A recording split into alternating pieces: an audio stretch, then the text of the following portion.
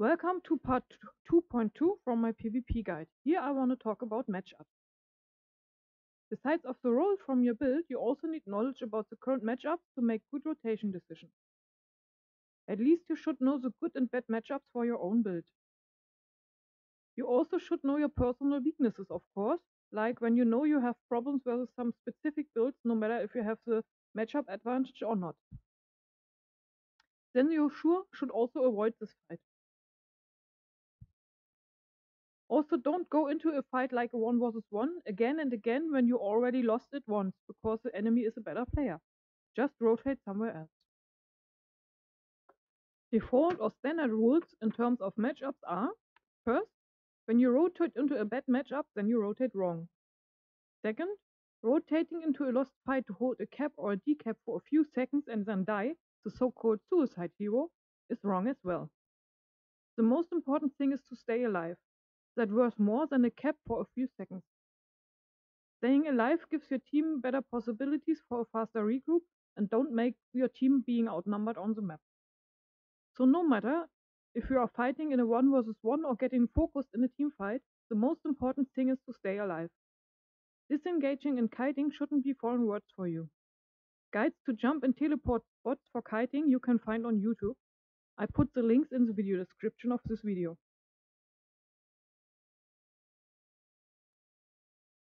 A +1 roamer should know more or less all matchups, because they are relevant for a fast rotation decision. So the +1 roamer will know where help probably will need it soon. The minimap is the best friend of a +1 roamer. But you also should watch the team health fast. Happens often enough that a teammate is about to lose even a favorite matchup, so the +1 roamer need to +1 this fight as fast as possible and help his teammate. In general, don't be afraid to push into an enemy's node when you push into a good matchup for you. Don't wait for the enemy to come to your node. The one who tried to hold the cap has always a disadvantage in the fight. When you push into enemy nodes, you also hold them busy there. One advanced tactic for 5-man teams as a side note: in random teams you mostly need to react to the rotations or splits your random teammates are doing. But even in random teams you can do it yourself to some extent. You can split on high ground and wait until you see how the enemy team is splitting or rotating and then push into the right matchups. Don't worry about the 3 or 4 seconds and cap points the enemy get when he is running directly to the points. The match is long enough, and with better rotations you will get the points back very fast. Getting the rotation advantage is all about reading the opponent. Keyword mind game. But now let's have a look at examples for current matchups. Examples for the warrior: a Conde warrior beats the DH, a power warrior loses to DH. The Conde warrior loses to Ninja. For the DH,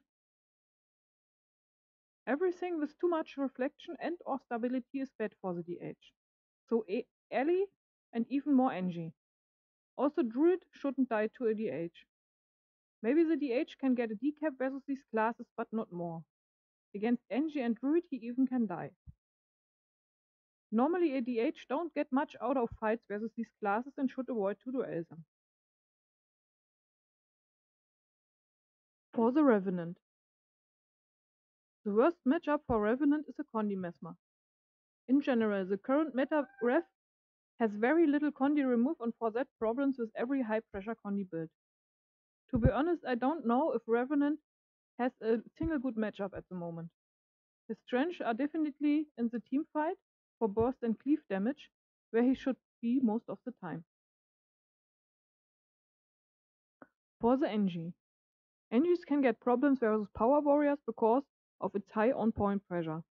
If they don't want to die, they maybe need to disengage that much that the warrior can even get the cap. For the Druid.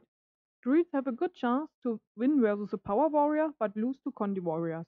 Also, a Condi mesmer with Mu already can be a threat. For the Dagger Pistol Thief. In general, a Dagger Pistol Thief needs too long to kill something alone in the current meta, so he shouldn't duel that much. also not his role anyway. Necromancer and Revenants are good matchups for Thief. Bad matchups are Engie and Warrior. They just have too much sustain and melee pressure, and also retaliation can hurt a Thief pretty much. Fighting an ally will not kill the Thief, but you also don't get anything out of it. A DH can be hard to fight, but when you know how to fight them as a Thief, then they are killable. For the ally. An ally in general should never go into a 1 versus 1. He should be in teamfights. He don't have enough damage to kill any meta build anyway. For the Condi Mesmer. For the Condi Mesmer, a DH, a Power Warrior and a Staff Thief are counters. Without Mo already, fighting versus a Druid is mostly senseless too. Engies shouldn't go down versus Condi Mess and Ele shouldn't die without Mo already too. For the Necromancer. Even though Necromancers indeed have good matchups as Power and as Condi, and with Boon Corrupt and Necro is a pain for every class relying on boons a lot, like Engie or Ele, still he is a pure damage dealer, so he should be in teamfights mostly, and stay near to the supporter. Just because there he is useful the most. So, with all we know about roles and matchups now, we can think about rotation strategies. But this will be the topic of part 2.3 of my PvP guide. So I see you there. Bye.